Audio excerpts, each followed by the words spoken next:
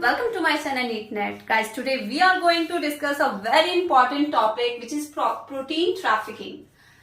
Seriously ये बहुत important topic है सेल बायोलॉजी का. अगर आपने ये टॉपिक छोड़ दिया या आपको कोई कंफ्यूजन है या फिर कुछ भी प्रॉब्लम की वजह से अगर आप क्वेश्चन अटेम्प्ट नहीं कर पाते हो ना, तो आई एम डैम श्योर आपने बहुत क्वेश्चन छोड़ देना है फिर. ठीक है, क्योंकि ये जो है ना टॉपिक ये बहुत इंपॉर्टेंट है और इससे क्वेश्चन हर साल पूछे जाते हैं. तो मैं ये टॉपिक का एक सीरीज लेके आई हूँ जिसमें ये टॉपिक मैं आपको पार्ट में कंप्लीट करवाऊंगी.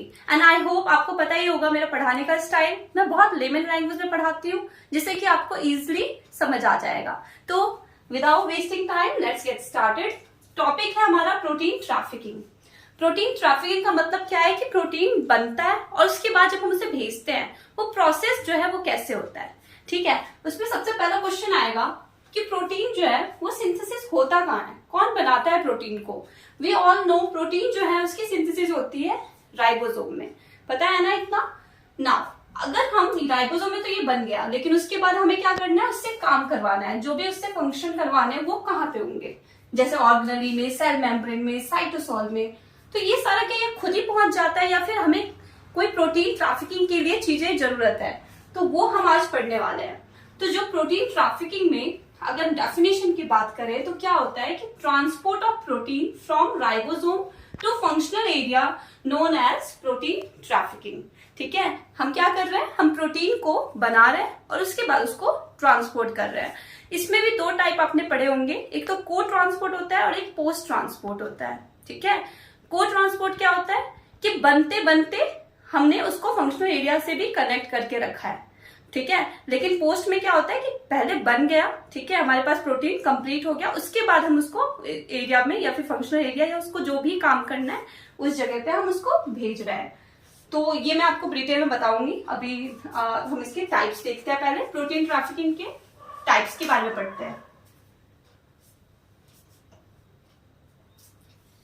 प्रोटीन ट्रैफिकिंग के 3 टाइप्स होते हैं. जो फर्स्ट टाइप है वो है गेटेड ट्रांसपोर्ट.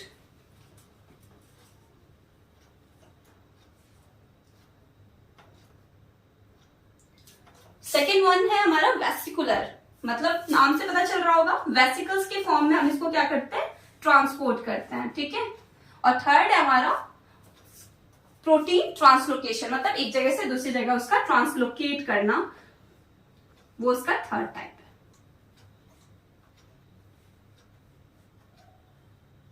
ठीक है, तो ये है हमारे प्रोटीन ट्रैफिकिंग के types. The first one is gated transport, second vesicular transport and third one is protein translocation.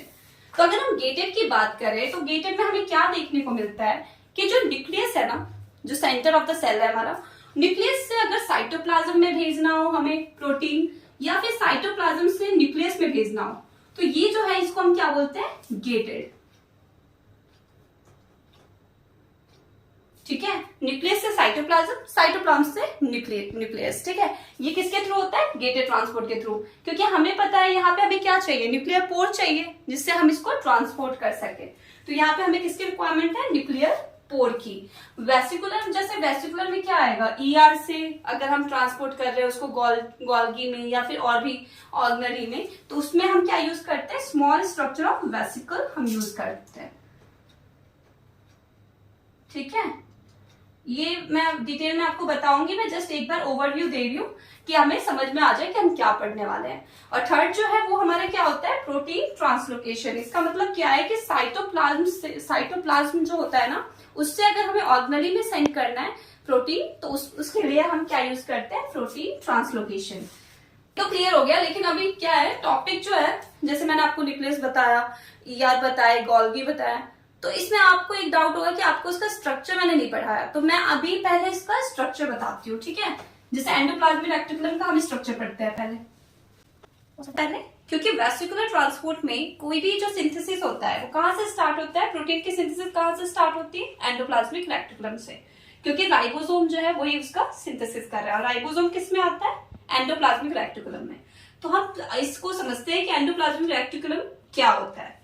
Endo से मतलब है इनसाइड, प्लाज्मिक का मतलब है साइटोप्लाज्म, और रेक्टिकुलम का मतलब होता है नेटवर्क. ठीक है, और किसका नेटवर्क, मेम्ब्रेन का नेटवर्क. तो अगर हम इसका डेफिनेशन बोले तो क्या होगा, network of membrane present in cytoplasm, ठीक है। जो भी हमारे मेम्ब्रेन प्रेजेंट है ना, network of membrane, for example बहुत सारे बंडल समझ लो, ठीक है। देखा है ईआर का स्ट्रक्चर, जैसे अगर हम ईआर नॉर्मली कैसे बनाते हैं, ऐसे करके बनाते हैं ना कुछ, तो और प्लस यहाँ पे हम इसके वेसिकल्स डाल देते हैं। तो एंडोप्लाज्मिक क्या है, एक नेटवर्क है, बंडल्स है पूरा, ठीक है। किसका, मेम्ब्रेन का, और जो मेम्ब्रेन प्रोटीन का कहाँ पे प्रेजेंट होता है, साइटोप्लाज्म में। क्लियर है ना। अगर हम बात करें इसका ओरिजिन कहाँ पे हुआ था, एंडोप्लाज्मिक रेक्टिकुलम जो है उसका ओरिजिन जो है वो कैसे हुआ। तो अगर हम बात करें जैसे प्लाज्मा मेम्ब्रेन, आपने देखा होगा, उसका स्ट्रक्चर देखा होगा प्लाज्मा मेम्ब्रेन का, तो उसमें क्या होता है कि जो फोल्डिंग होती है ना, उसमें इन्वेजिनेशन होता है। जैसे प्लाज्मा मेम्ब्रेन है तो उसमें इन्वेजिनेशन देखने को मिलता है, थोड़ी सी फोल्डिंग हो जाती है। वो जो फोल्डिंग है वहीं से उसका ओरिजिन हुआ है एंडोप्लाज्मिक रेक्टिकुलम का। ऐसा क्यों हुआ, क्योंकि अगर हम बात करें कि सेल अगर साइज बढ़ाएगी, ठीक है, सेल का अगर साइज इंक्रीज होता है तो उसकी कॉम्प्लेक्सिटी भी इंक्रीज होगी, ठीक है। क्या इंक्रीज होगी, उसकी कॉम्प्लेक्सिटी। कॉम्प्लेक्सिटी इंक्रीज होगी तो उनका जो साइज होता है, जो वॉल्यूम होता है, वो भी इंक्रीज होगा।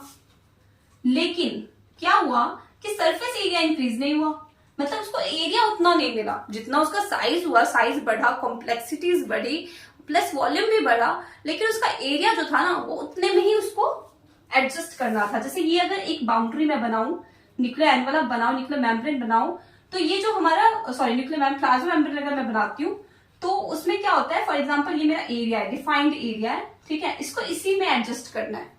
तो कोई भी एडजस्ट कैसे करेगा, फॉर एग्जाम्पल आपने पतंग का जो डोर होता है उसको देखा होगा, धागे मांझा जो बोलते हैं उसको, उसमें क्या करते हैं, हम उसी में उसको कॉइल करके रखते हैं, सुई का धागा देखा होगा। तो वो क्यों करते हैं ऐसा, क्योंकि उसके पास एरिया नहीं है। जब हमारे पास एरिया कम होता है ना, तो हम क्या करते हैं, फोल्डिंग करते हैं। क्लियर है। सेम यहाँ पे भी यही कॉन्सेप्ट अप्लाई हो रहा है। यहाँ पे क्या देखने को मिलता है हमें, फोल्डिंग, इन्वेजिनेशन, ठीक है। इन्वेजिनेशन करने, ये किसका इन्वेजिनेशन हुआ, प्लाज्मा मेम्ब्रेन का, ठीक है। जो प्लाज्मा मेम्ब्रेन था वो क्योंकि बहुत ज्यादा हो गया था, कॉम्प्लेक्सिटी बढ़ गई थी, उसने क्या किया, अपने आप को इन्वेजिनेट कर लिया।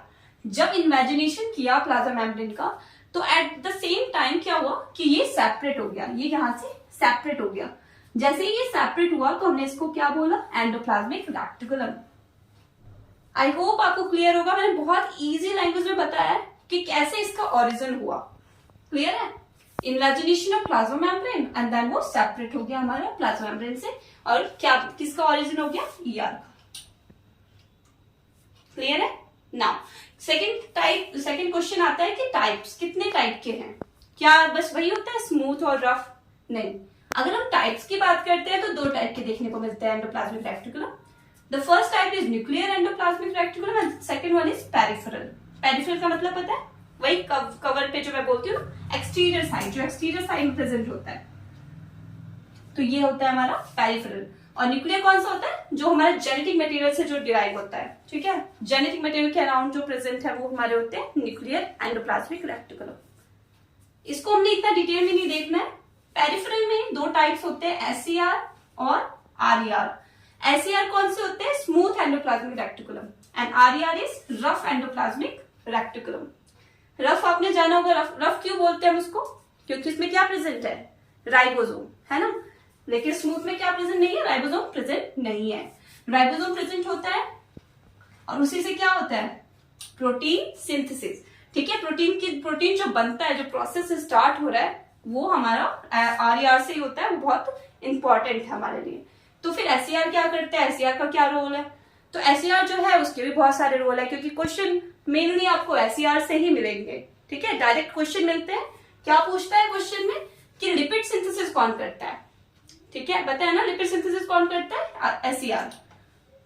दूसरा क्वेश्चन पूछता है कि फोल्डिंग किस में ज्यादा देखने को मिलती है, ठीक है। फोल्डिंग किस में ज्यादा देखने को मिलेगी हमें, एसईआर में। क्यों, क्योंकि वो किससे बना हुआ है, टिब्यूल से बना हुआ है, it is made up of tubule. And third one is very important question कि इसके पास एक प्रॉपर्टी है कि ये डिटॉक्सिफाई कर सकता है, किसी भी टॉक्सिन को डिटॉक्सिफाई कर सकता है, smooth endoplasmic reticulum, which is very important. ये इसके टाइप और फंक्शन हमने बता दिया आरईआर के और एसईआर के। तो नाउ ये आपको डायरेक्ट क्वेश्चन, एक क्वेश्चन पूछती हूँ मैं आपसे, कि मैंने बता भी दिया वैसे, कि फोल्डिंग जो है वो किसमें प्रेजेंट है ज्यादा? एसईआर में। डायरेक्ट क्वेश्चन पूछा हुआ था, आज ही मैंने देखा है कि क्वेश्चन सीएसआई नेट पे डायरेक्ट पूछा है कि फोल्डिंग किसमें ज्यादा देखने को मिलती है, माइटोकॉन्ड्रिया में या आरईआर में या एससीआर में, ठीक है, या लाइसोसोम में, तो डेफिनेटली एससीआर। क्लियर है? इसमें बिल्कुल भी कंफ्यूज मत होना। तो ये आपको क्लियर होगा आई होप। तो ये मैंने आज एंडोप्लाज्मिक रेटिकुलम पढ़ा है, न्यूक्लियस हमें कंप्लीट करना है, गोल्गी कंप्लीट करना है, उसके बाद फिर हम देखेंगे कि उसकी प्रोटीन ट्रैफिकिंग कैसे होती है। Okay, thank you so much.